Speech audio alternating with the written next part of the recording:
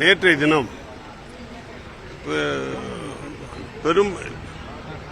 பெரியபாளையத்தில் நடைபெற்ற இந்த அமோனியா ரசாயன விஷ கசிவு காரணமாக இறந்தவர்கள் மருத்துவமனையில் அனுமதிக்கப்பட்டிருக்கிறவர்கள் தொடர்பாக 110 விதியின் கீழ் அமைச்சர் பதில் சொல்கிறார். அந்த அமைச்சர் பதில் சொல்லுகிற பொழுது அந்த இறந்தவர்களுடைய உயிரிழப்பை மதித்து அவர் பதிலளித்தாரா என்றால் இல்லை. மருத்துவமனையில் சிகிச்சைக்காக சேர்க்கப்பட்டிருக்கிறார்களே அவருடைய நிலைப்பாட்டை பற்றி கவலைப்பட்டு அவர் பேசினாரா என்றால் இல்லை. வீர வசனம் பேசுகிறார். ஒரு காலத்தில் சொல்லுவாங்க படையில வீர மராட்டிய சிவாஜி வீர உரையாற்றினார். அந்த மாதிரி உரையாற்றுறார். பக்கத்தில் உட்கார்ந்திருக்கிறவர் கைதட்டுறார். என்ன நிலைமை இது? மோசமான நிலைமை. இதையெல்லாம் அனுபவம் உள்ளவர்கள் பேரவைத் தலைவர்கள் தவிர்க்க வேண்டும். ஒரு நிமிஷம். இந்த சபையில் தொடர்ந்து நாட்டுப்பண் தேசிய கீதம் ஒரு முறை இருமுறை ஏன் எதற்காக என்று தொடர்ந்து விவாதத்திற்கு எடுத்துக் கொள்கிறார்கள்.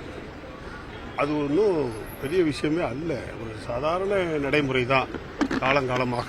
என்னன்னு கேட்டீங்கன்னா, ஒரு அரசு விழா நடக்கிற பொழுது விஐபிகள் கலந்து கொள்கிற நேரத்தில் அந்த அரசு விழாவில் நாட்டுப்பண் பாடுவது வழக்கமானது.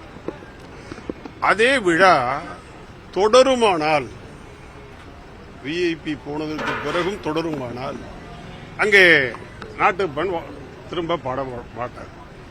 சரியா? ஆனால் விழா முடிந்துவிட்டது என்று சொன்னால் இரண்டாவது முறை அங்கே நாட்டுப்பண் பாடப்படும். இதாங்க நடைமுறை. இதுக்கு போய் 2 நாள் விவாதமா?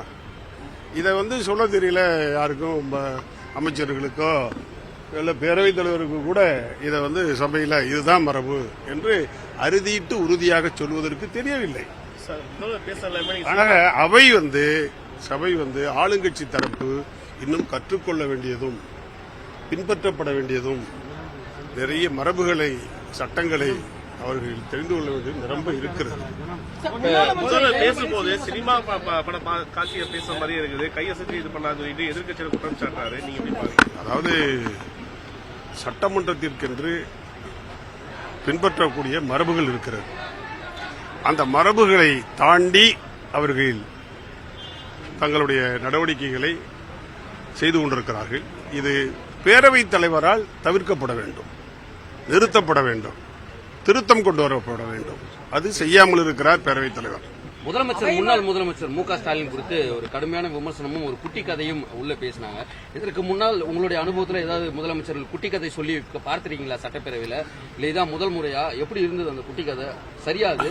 அதாவது கடந்த காலங்களில் பேரறிஞர் அண்ணா அவர்கள் முதலமைச்சராக இருந்த காலம், காமராஜர் இருந்த காலம், பெரியவர் பக்தவச்சலம் அவர்கள் இருந்த காலம், கலைஞர் அவர்கள் இருந்த காலம், புரட்சித் தலைவர் இருந்த காலம், எல்லாத்திலுமே சிலையடையாக பதில் சொல்லுவது என்பது இருந்திருக்கிற ஒன்றுதான். இவர் கொஞ்சம் கூடுதலா சொல்றார்.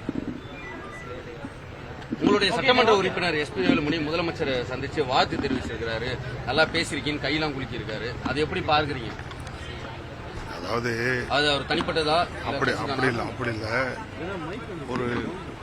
ஒருவரை ஒருவர் சந்திக்கிற பொழுது அவையில் எதிர் அணியில் இருந்தாலும், எதிர் முகாமில் இருந்தாலும், எதிர் கொள்கைகளை கொண்டவர்களாக இருந்தாலும் ஒரு மரபு பின்பற்றப்படும்.